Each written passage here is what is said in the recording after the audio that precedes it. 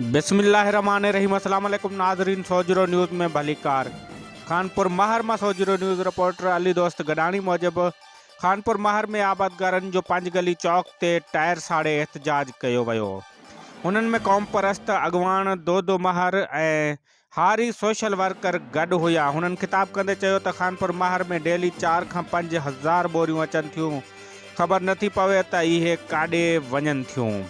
ऐसी खानपुर असां सां घणा वाइदा कया पर उहे पूरा न करे सघियो। हुननि चयो त जेकॾहिं भाण जो बहरान ख़त्म न थियो त असांजे फसल के वॾो नुक़सान पहुचंदो।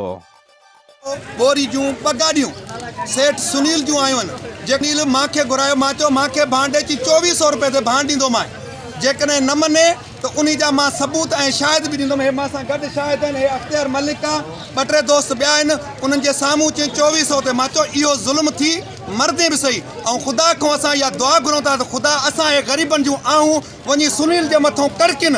मुंहिंजा रब पाक उन खे तूं दुनिया में इबरतनाक अज़ाब ॾेई ॾेखारे त उनखे ख़बर पवे त ग़रीबनि जो रस कीअं चूसबो आहे। पंजो धरणो आहे, सिर्फ़ु एसी जी ना आयली आहे। डेली 3 को 4 ट्राला अचनि था पिया, पर एसी मुख्तियार कार हितां जा जेके डीलर आहिनि उहे पाण में मिली भगत करे उते इन्हनि एसी जी ऐं मुख्तियार कार जेकी कमीशन रखियल आहे, जेको ट्राला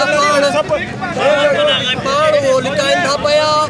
ऐं एतिरे क़दुरु जो माना अॼु सुनील जो दुकान बंदि आहे, डीलर जो दुकान वरुण जो दुकान बंदि आहे, संदीप जो दुकान बंदि आहे। ॿी जाइ ते 2400-2500 रस्तल आबादगार ऐं हारियुनि सां गॾु असां DC खे अॻ में बि अपील कई आहे, ख़ुदा करण हिन हारियुनि जी ग़रीबनि जी मदद कर।